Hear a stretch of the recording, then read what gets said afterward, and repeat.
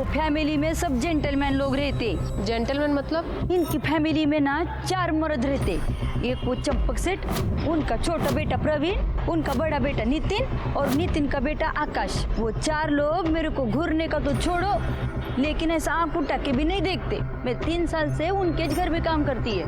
एक दिन तो ना मैं मैडम एक लाल रंग की साड़ी पहनी थी, तभी इधर का सब लोग मेरे को देख के क्या बोला मालूम? बोला, सुनीता तू तो मार ही डालेगी सबको। मैडम, लेकिन ये घर का लोग कोई भी मेरे को पलट के भी नहीं देखा। एक दिन ना मैडम मैं ऐसा फ्रॉक जैसा ड्रेस पहनी थी, तब मैं सोची थी कोई नहीं तो ये आकाश तो मेरे को जरूर देखेगा। उसका तो अभी उम्र है ना, ये उम्र में तो सब चलता है, लेकिन वो भी नहीं देखा। वो तो दिन भर ना वो उसके आइटम है ना पूजा, उसके साथ फोन में लगा रहते, बात करते। दोनों का लफड़े की वजह से ना घर में एक दिन बहुत बड़ा राड़ा हो गया। मतलब इस आकाश को छोड़ के घर में सब ठीक ठाक सीधे हैं एकदम? अभी संत आदमी बोले तो नितिन भाऊ वही घर का सब काम काज देखता है, और ये प्रवीण भाऊ वो तो दारू पी के आता है रोज। ये बताइए चंपक अग्रवाल कैसा आदमी है? अभी चंपक सेठ क्या खराब होएगा मैडम, अभी उसका उम्र बच्चा है क्या? और ये नीतू मैडम है ना, ये सबको ऐसा सीधा करके रखिए। हाँ, नीतू कौन है? नीतू बोले तो प्रवीण भाऊ की बाइको। चंपक सेठ और नितिन भाऊ की बाइको तो बहुत पहले गुजर गई मैडम, और ये नीतू मैडम है ना वो ही सबको संभालती है। अब एक नीतू मैडम अकेली औरत है घर में, और उसका भी प्रवीण भाऊ से बहुत राड़ा चलता है। ये लेडीज परफ्यूम की स्मेल तुम्हारी शर्ट से क्या कर रही है? अरे ये तुम्हारा है। मेरा है? मेरा तो नहीं है, मैं इस शेड का परफ्यूम नहीं लगाती हूँ। तो और किसका होगा? हा? मतलब अब तुम घर से बाहर जाके मुंह मारना शुरू कर दिए है ना? यही सब रह गया था। इस तरह से बात मुझसे किया मत करो तुम। बहुत मूर्ख समझ के रखा है मुझे। वो प्रवीण भाऊ को क्या, चंपक सेठ को भी किसी लड़की के लिए बहुत सुनाई थी एक बार। अच्छा, इस घर में कोई लड़की भी रहती है? इस घर में नहीं मैडम, वो मालाड वाले घर में है ना, उधर रहती है। ये चंपक सेठ है ना, एक जवान छोकरी को मालाड वाले घर में रखा है। वो लड़की को लेके ना एक दिन बहुत राड़ा हो गया था घर में। तुमने जल विहार वाले घर की चाबियां किसी को दी थी? हाँ, प्रवीण लेके गए थे 2-3 बार चाबी तो। क्यों, तुम वहां क्या करने गए थे? बाबा वो मैं सोसाइटी की मेंटेनेंस का बिल भरने गया था, और 1-2 बार वो सोसाइटी की मीटिंग थी तो उसलिए गया था, लेकिन मैं फ्लैट में नहीं गया था, नीचे से वापस आ गया था। तो चाबी क्यों लेके गया था? अरे बाबा वो इसलिए कल को कोई इमरजेंसी पड़ जाए, फ्लैट पे कोई काम आ जाए तो चाबी तो होनी चाहिए ना अपने पास में। पापा अब इतने सवाल क्यों कर रहे हैं? और ऐसा भी क्या हो गया, घर ही तो है हमारा। और वैसे तो आकाश भी लेके गया था एक बार चाबी। आकाश, आकाश बाहर आओ।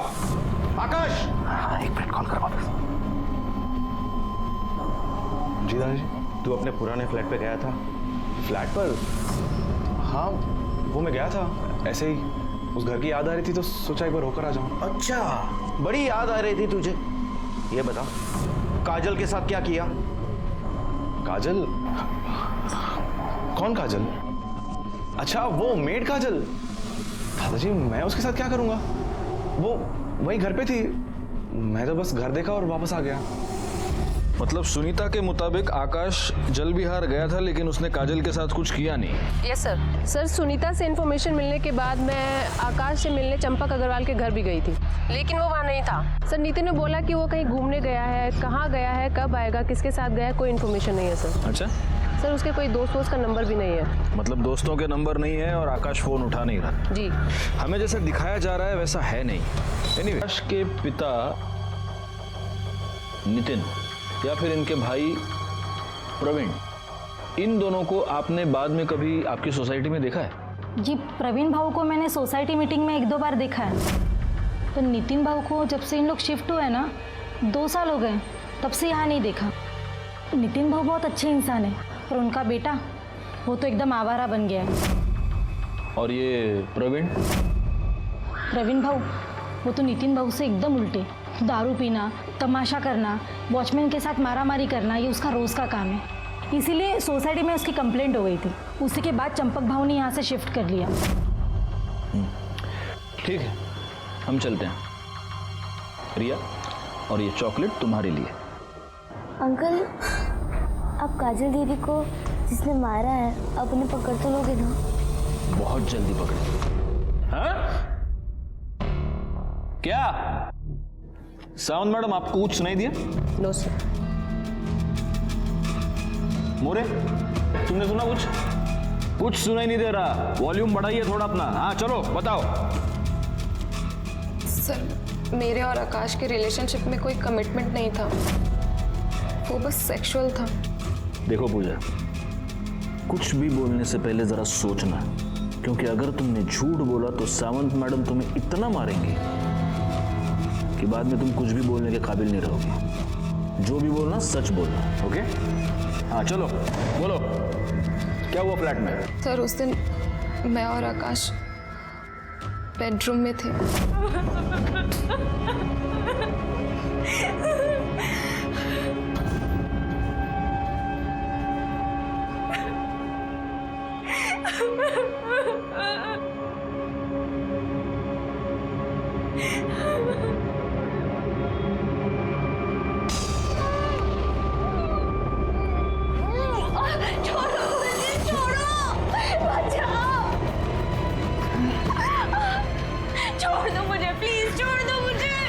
शर्म नहीं आई तुझे? एक लड़की होके दूसरी लड़की के साथ ऐसा करते हुए? तेरी माँ को बताऊं तेरी इस हरकत के बारे में? मुझसे गलती हो गई, प्लीज मेरी आई को कुछ मत बोलना। आकाश कहाँ है? सर, मुझे नहीं पता आकाश कहाँ है। वो तो मेरा फोन भी पिक नहीं कर रहा है। जल्दी जल्दी आओ, इधर खुदाई का काम करो, थोड़ा पानी का टाकी बनाने का है। आओ, इतना चौको ना करो। हाँ, संभालो, संभाल के जरा। अरे ये क्या है? हटो, पीछे हटो।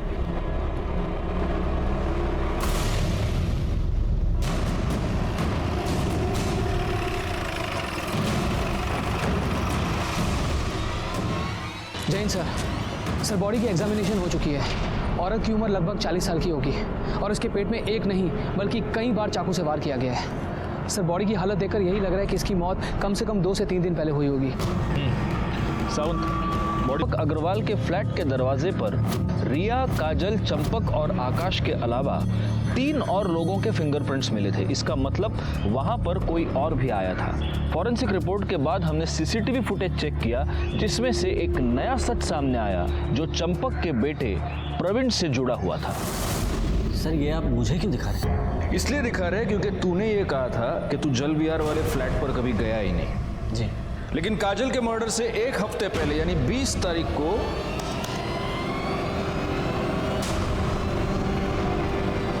ये तुम ही हो ना? हाँ? वो सर, मैं फ्लैट पे ये देखने गया था कि दरवाजा ठीक से लॉक है कि नहीं लॉक है। दरवाजा? जी। मोरे।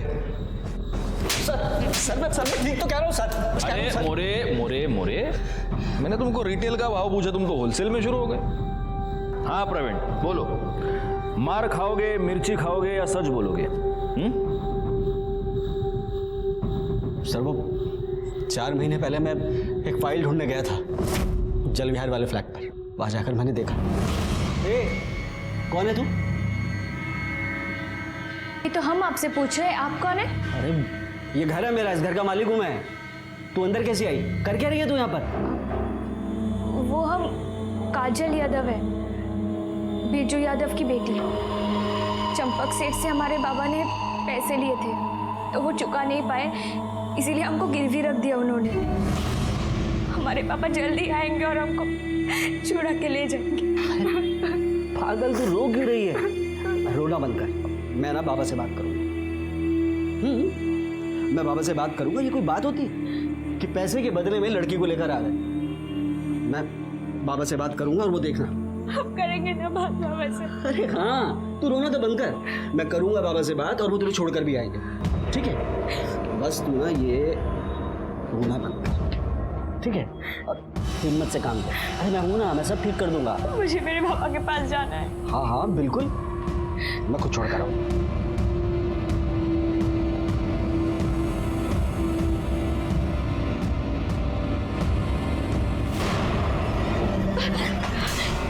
क्या कर रही है तू?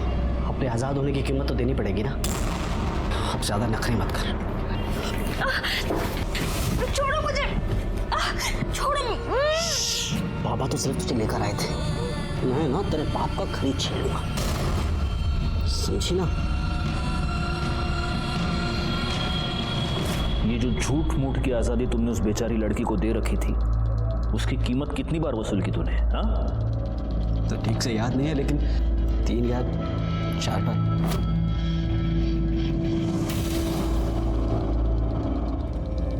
आखिरी बार कब गए थे? 1 हफ्ते पहले। साले, तुझे जो चाहिए था वो सब कुछ तुझे मिल रहा था, तो उसको मार क्यों दिया? सर मैंने काजल को नहीं मारा सर मैं कसम खाकर कहता हूं मैंने उसका खून नहीं किया।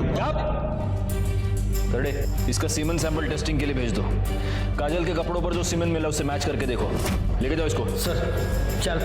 और सुने प्रवीण, तेरा टेस्ट नेगेटिव भी आया ना तो रेप केस के चार्ज में तो अंदर कर ही दूंगा तेरे को। मेरी बात सुन। चल रहे, मेरी बात तो सुनिए आप। अरे सर आकाश ने अभी पूजा को कॉल किया था, हमने उसकी लोकेशन ट्रेस कर ली है। कहाँ पे? न्यू पनवेल में।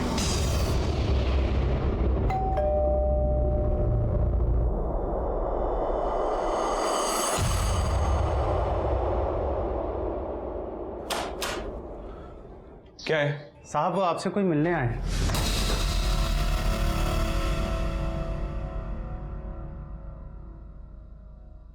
काजल पर कितनी बार रेप किया तूने? 2 बार सर।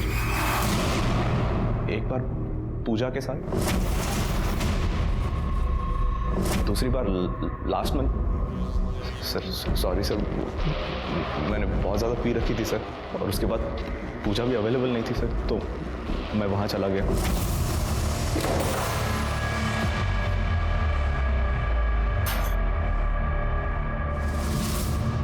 अब क्यों आए हो यहाँ पे?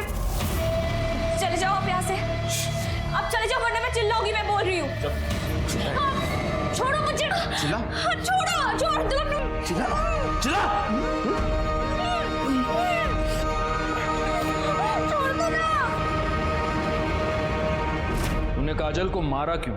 सर मैंने नहीं मारा सर उसे, मैंने तो बस उसके साथ सेक्स किया और चला गया। तूने सेक्स नहीं, तूने उसका रेप किया, और वो भी 1 बार नहीं 2 बार। मोरे सर इसका सीमेन और डीएनए भी टेस्टिंग के लिए भेज दो। आणि करडे सर। फोडून टाका या रेपिस्टला। सर मैंने नहीं मारा सर मैंने नहीं मारा सर। डीएनए रिपोर्ट से यह साबित हो रहा था कि काजल के गर्भ में पलने वाला बच्चा प्रवीण का था, और उस पे कपड़ों पर जो सीमेन मिला था वो आकाश का। इससे ये साफ था कि प्रवीण ने काजल को प्रेग्नेंट किया था और मरने से पहले आकाश ने काजल का रेप किया था। लेकिन अभी भी ये साफ तौर पे साबित नहीं हो पा रहा था कि काजल का मर्डर किसने किया, क्योंकि आकाश का अब भी ये कहना था कि उसने काजल को नहीं मारा।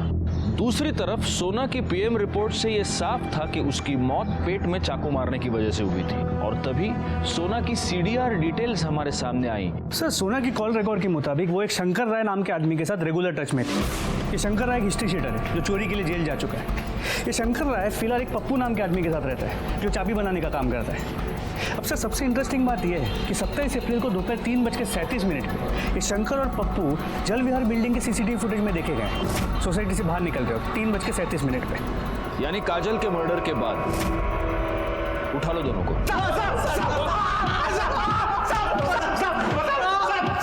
बस बस बस मोरे, बस बस।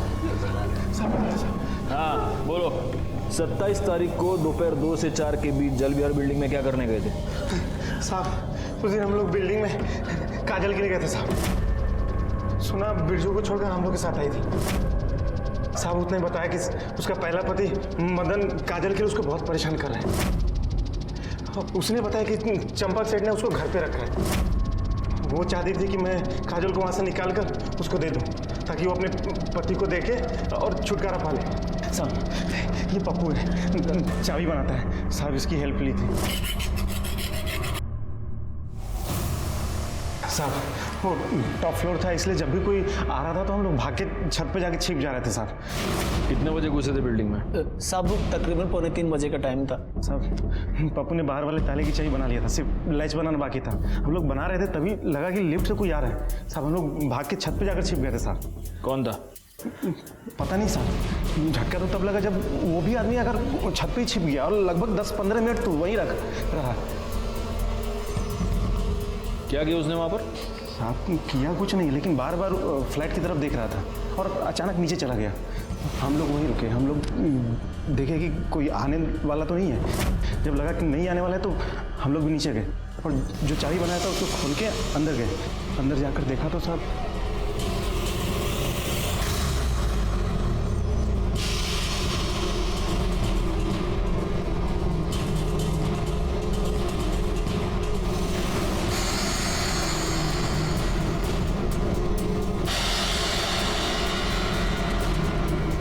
ये तो मरी हुई है। यार देख, ये कोई बड़ा लोचा लगता है। इससे पहले कोई हमें देख ले, यहाँ से निकल लेते हैं। उस आदमी को पहचान सकते हो? स्केच बनवा सकते हो उसका?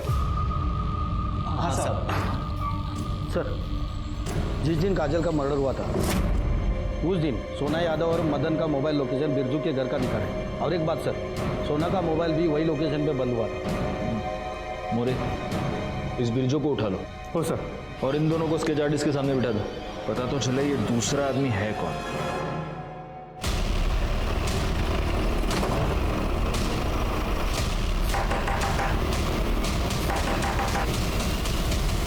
साहब आप लोग, आपका क्या हमने साहब? सोना को क्यों मारा? साहब मारा नहीं है साहब, सिर्फ ठिकाने लगाया था। मतलब? उस रात जब हम घर आए तो देखा दरवाजा खुला हुआ था। सोना, ये सब क्या हुआ? क्या हुआ सोना? अब सोना ने हमको बताया कि उसका पहला पति मदन, उसने आके उसे मारा है साहब। हमको लगा था कि तुम अपनी बिटिया के लिए परेशान हो रहे हो, लेकिन हमें अब पता चल गया है तुम काजल को बेचना चाहते हो, इसीलिए ढूंढ रहे थे ना उसे। हम अभी जाके पुलिस को तुम्हारे बारे में सब कुछ बता देंगे।